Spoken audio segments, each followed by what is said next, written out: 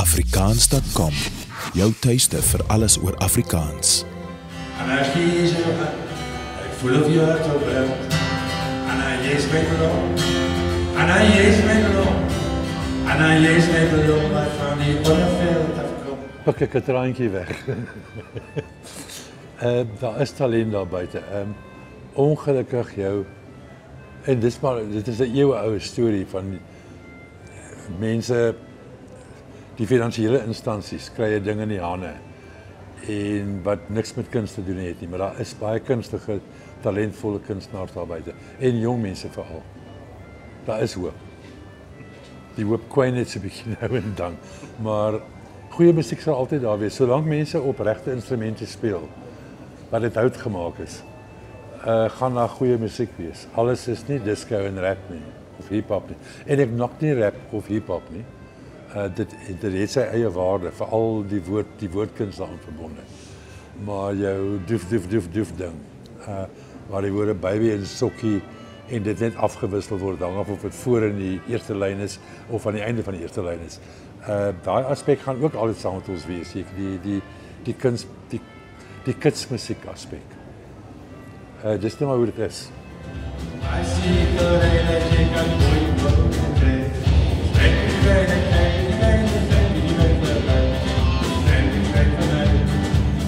'n liedjie skryf, en ek praat net namens myself, is vir my 'n holistiese ervaring. En dit klink nou baie grand, maar ek wil nie sê, ja, ek wil sê ek skryf tematies. Ek dink aan 'n onderwerp en dikwels is daai onderwerp waaroor die liedjie gaan. Soos toe Ollie my van Silver de Lange vertel het. Nou weet ek die titel en dis waaroor die sang gaan. Die res dan is navorsing en harde sweet en perspirasie en al daai tipe stuff. Sommige goed vat langer as ander goed.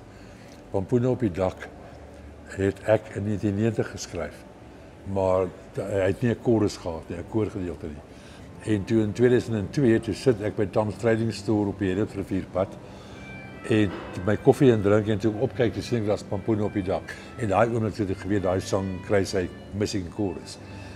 Soms moet jy 'n ding laat lê in die laai, dat hy net eers rus. En nasorg doen, na ruk. Waterblommetjies aan die ander kant was One Time. Ek het die hele ding, en dit was aanvanklik 15 versies, wat ek toe verminder het. Nadat ek vir Esme Everhard op 'n televisieprogram hoor praat het van waterblommetjies, en dan klik daai ding net. Potjiekos was, toe ek Mati Brink se boek gesien het. Toe weet ek dis die titel vir 'n liedjie. En ek het die aanvanklike Potjiekos geskryf, gegrond op 'n idee wat Blue Mink in 'n liedjie uitgestraal het, van take a bit of white man, take a bit of black man, and turning out coffee-colored people by the school. En toe ek die ding klaar geskryf het van Potjiekos, en dit is toe 'n politiese sang, toe dog ek, well, what's the point, want dis 'n catchy chorus, en hierdie ding gaan versekerlik verband wees oor die SAIK, hulle gaan no way speel nie. Toe skryf ek die versies oor, soos wat die huidige een daar uitsien. Ja, dis 'n ander gesprek. Die sensuurraad en ek is 'n ander gesprek. Dit was van die begin af daar gewees, jy met die SAIK se sensuurraad, jy mag nie handelsname gebruik het nie, jy mag nie oor godsdienst geskryf het nie, mag nie oor politiek geskryf het nie, en daar was nog iets, seks, hoe kan ek vergeet van seks? Dis skryf jy om dit. Wat ook nie reg is nie, weet jy begin 'n spel speel met die sensuurraad, soos in hulle gaan hierdie ding nie agterkom nie, want dit is stupid. Daai tipe spel. En ek verwys spesifiek na 'n liedjie met die naam van Weskus liedjie, waar daar in 'n een versie verwys word na 'n ding wat op Houtbaai se hawe in die sement geskryf is, van jou ma is 'n Gentoo. Hulle spreek het Gentoo, iets van die aard. Gentoo was 'n skip vol vroue wat hulle daar aangebring het. Vroue met nie baie sedes nie, om die manne mee happy te hou. So jy weet, dit beteken eintlik 'n maas prostituut. Maar omdat die SAIK verbandingsraad nie die woord geken het nie, is dit fyn. Dis heeltemal fyn, so die liedjie gaan deur. Jy het later daai spel met hulle begin speel. En dis 'n onnatuurlike bestaan as kunstenaar in elk geval. Maar daai goed is die verlede tyd. Daar is nie meer regtig sensuur nie. Ek het probeer om soos 'n grasperk kante toe te groei.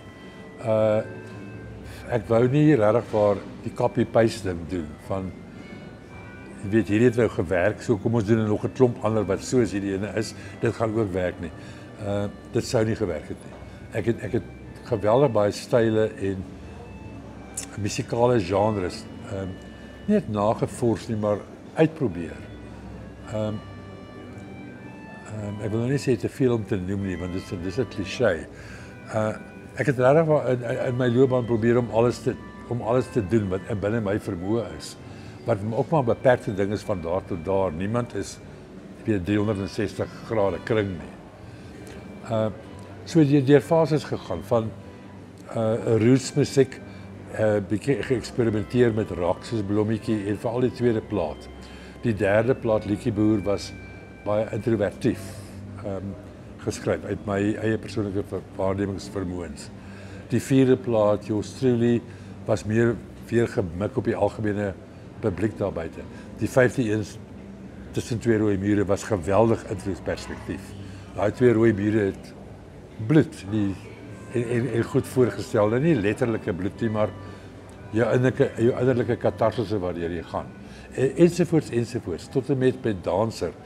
Danser het die land gebloei op daai stadium. En ek self het deur katarsis gegaan. So dit weerspieël daai tydperk in my kunstenaars bestaan. Bushrock was 'n ding wat ek my hele loopbaan wou doen. Ek wou graag 'n Engelse plaat maak. En ek wou dit graag contamineer met inheemse klanke. My ma het sonnaskool vir swart mense gegee op die plot op Grootstad waar ons gebly het. En daar het ek hierdie singing gehoor. Soos 'n Mississippi choir van 300 vroue met groot longe. En dis daai indruk wat dit op jou laat. En ons het met Gita Baloyi saamgewerk op basgitaar. Isaac Mtsali het die drome gespeel. Isaac het op Graceland drome vir Paul Simon gespeel. En die amazingste ding hier het hy my gesê, come and sit on the floor on the carpet with me, my bra. I want to hook onto your roots. En dit was heeltemal teenstrydig met wat enige ander musikant in die ateljee nog ooit vir my gesê het. Ek het baie teëgekom dat jou topgitaarspelers en top musikante sê vir jou, maar jy weet hierdie ding wat jy nou C, F en G gespeel het, sal soveel mooier klink met weet 'n C pregnant 13th chord en daai klas van ding. En hier sê hierdie man wat op Graceland gespeel het vir my, I want to hook onto your roots. En boeremusiek en Marabi is baie nader aan mekaar as wat mense dink. En dit was die resultaat van Bushrock. Dit was nie 'n kommersiële album nie, maar dit was nie veronderstel om een te wees nie. Vis in die bos het ek ook hierdie eksperimente gedoen met Afrika klanke, maar op 'n ander manier. En ek is nou besig met 'n album wat organies net voor rootmusiek is. As ek dit vir jou so kan stel. Right back to the beginning, maar waar ek nou staan. Zie wat er is blauw, zie wat er is blauw. Woorde van my liefde, sou ek steeds onthou. Baie goeie vriende daar gehad wat huise in die kelders gehad het. En dan die vakansietye by hulle gaan kuier. Ons mense van die Parel. En dan gaan hulle vakansietye Gansbaai toe en so raak ek toe betrokke by die hele Gansbaai Jol.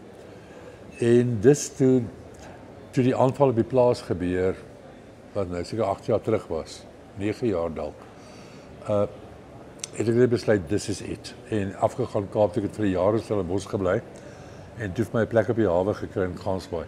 Dis 'n vissersdorpie, what you see is what you get, dis gewone mense. As daar nou heavy argumente is, dan word dit met jou ma se daai tipe ding beslis, of met die vuiste. Ja, wat jy sien is wat gebeur. Ek hou daarvan. Dit het nie daai pretensie van universiteitsdorpe. Daar is 'n geskinder, alle dorpe skinder. Maar dit is vir my amper 'n meer eerlike manier van skinder as die intelligensia se steekies wat hulle inkry. Hulle los my uit vir 20, 30 jaar toe nou al kom en sê, "Hallo Anton, het jy alweer vir ons kom kuier?" Nou is dit, "O, hallo Anton, bly jy nog lekker hier by ons?" "Ja, dankie. Hoe gaan dit met jou?" Daai klas van ding. En dit is lekker om die see te sien elke dag. Die een ding wat ek moes leer om te doen is om met die windvrede te maak. En die ander ding wat ek baie mis van die bo is die braaivleishout. Ja, en die klimaat. Die braaivleishout daaronder is 'n rooi krans. Jy moet so 'n klomp hout verbrand om so 'n worsie mee gaar te maak. Ek mis sekelbos en karee en kameeldoring en daai tas van ding, maar mens kan nie alles hê nie. Jy kan nie die Bosveld en die see saam wil hê nie. So, nou kom ons gereeld op boontoe. Hier is ons vanaand en hier is ons tussen al die inheemse bome.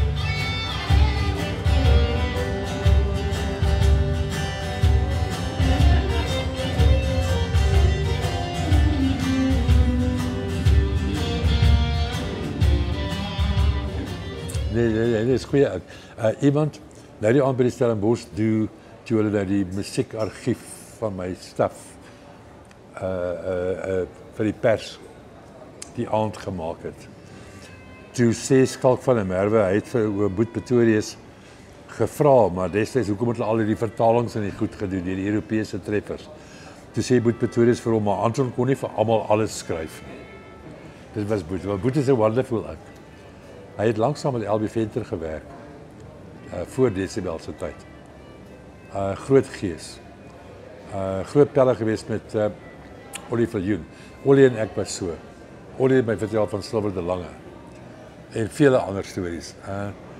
Ollie was 'n baie groot legende. Die mense besef nie hoe groot invloed Ollie gehad het op hierdie land nie. En dis nie net musiek nie, dis boerehumor, die kuns van storie vertel. Al die goed wat Ollie teruggebring het. Ja, hy word gemis. En Nico Constance, die heel naam saam opgewerk? Ons het nie baie met mekaar connect nie. Hy was een van my heroes. Obviously, toe ek van 9 die sielkundige moes gaan sien, toe sê hy vir my, dis net die groot musikante soos Nico en Henny Becker wat 'n lewe uit musiek kan maak. Ek het dit vir Henny Becker vertel, hy sit in Kanada en het hom doodgelag daaroor. Maar die sielkundige kon reg gewees het. Hy kon reg gewees het. Nico was daai persoon, Nico, die Carsons de Waal ding, Anton de Waal en Nico het al die groot hits vir El Debo geskryf. Hulle het Hasie geskryf op 'n stuk toiletpapier in Durban. En Anton het die woorde geskryf. Hulle het teruggekom, dit vir die publishers gegee, vir El Debo in die hande gekry, die ding opgeneem en dit gelons in Cyrus, die nagklub in Joburg, en hy dinge 80.000 verkoop. Nico was kyk, Nico het 'n groot probleem gehad dat iemand hom 'n boeremusiek kunstenaar noem. Of van sy trekklavier as 'n konsertina, as 'n konsertina verwys. Nico het homself gesien as die jazzmuse. En hy was 'n jazz ou. Daai ek het chords gespeel wat ons nog eers uitgedink of uitgefinger gekry het. Hy was 'n fenominale musikant. En ver voor sy tyd. Die ding is net dat trekklavier het uit die mode gegaan. In die 60, 70er jare. But he was, as ek moet terugdink dan, is Nico Constance een van ons grootste musikante ooit. I mean, hy het 'n hit op die Engelse charts gehad met Zambesi, wat hy nommer 1 of nommer 2 hitparade sang was. Dis big time. En ek het vir almal toe ek begin het ek vir almal geskryf. Hierdie is 'n jeuglike ding, want die FHK in 1990 het ons die Houtstokfees gedoen en die FHK die Mimiekfees gedoen. So dit was nogal horingstam. En soos binne jare het dinge mos nou verander, het begin jy aan 'n gemeenskaplike ding te werk en die relevantie van die FHK nou as 'n kultuurbeweging is vir my baie belangrik. Die nuwe FHK, daar's nou 'n klomp van my songs daarin en dit is net wanneer dit 3 jaar terug uitgegee. Hulle doen nou wat is 'n reprint in Afrikaans? 'n herdruk en maak van die foutjies reg wat hier en daar ingesluip het. Dis vir my 'n baie belangrike ding hierdie, want dis wat die land nodig het is om saam te werk aan goeders. Laat ek dit so stel, alles wat kultuurorganisasies doen is nie noodwendig verkeerd nie. Alles wat hulle doen is nie reg nie. Maar instansies soos die FHK en die ATKV en 'n klomp van die ander, dis nie bewegings nie, dis instansies, is 'n baie belangrike deel van ons kultuur. En dis waar mense moet saam staan en wederwysige gesprek vir mekaar moet hê. Hierdie is nie 'n politieke ding nie. Alles behalwe dit, hulle daai kleed lankal afgeskit. Lankal.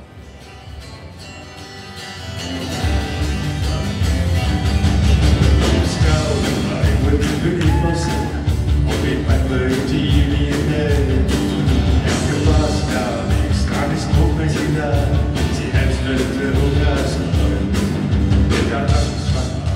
hierdie klein seentjies van hoe oud is hy? 7 jaar oud. Het nou net het hy blommetjie gedenk aan my wat 'n rocksang is. Het het op die konsertina gespeel en ek het dit nogal, dis amazing. En ek het met hom gesels en hy vra toe vir my, hy sê my het op YouTube gekyk, ek sing nogal Silver de Lange, ook oulik vir hom. En ek sê vir hom baie dankie en hy sê by Silver al dood. Ek sê vir hom ja. Hy sê lank terug. Ek sê hom ja. Hy sê wel toe Elvis dood is. Ek sê hom nee, 40 jaar voor Elvis. Dis vir my 'n amazing gesprek. So, jy weet as hy die goeders opneem eendag fyn. Whoever dit wil opneem, ek gaan nou nie name noem nie, want dan moet mense hierdie hele rits name uithaal. En daar is 'n klomp goeie kunstenaars en klomp mense wat graag wil hê moet nog van die goed opneem. Of coverversions daarvan doen. Jou gunsteling Afrikaanse woord. My gunsteling Afrikaanse woord is koester. Dit is my fisieke mooi woord. Dit is so in die hart. Ek koester dit in my hart. Daar was 'n seentjie gewees van 13 wat vir my toe gekom het en gesê het my oupa het na jou geluister, my pa het na jou geluister, ek luister na jou, ek sal seker maak my kinders luister na jou. Dit was vir my koester. Ja, Hartveld, koester. Een keer op pad Londen toe met die band waar ons gereeld by Aardvark gespeel het. Het hierdie so groot seentjie, seker so 4, 5 jaar oud. Maar ek sien sy ouers, die ma en die pa staan daar met net sulke klimlagte, want hulle het hom nou gestuur. En die seentjie kom tot hier by my en sê Anton Goosen, ek wil vir jou sê Afrikaans.com, jou tuiste vir alles oor Afrikaans.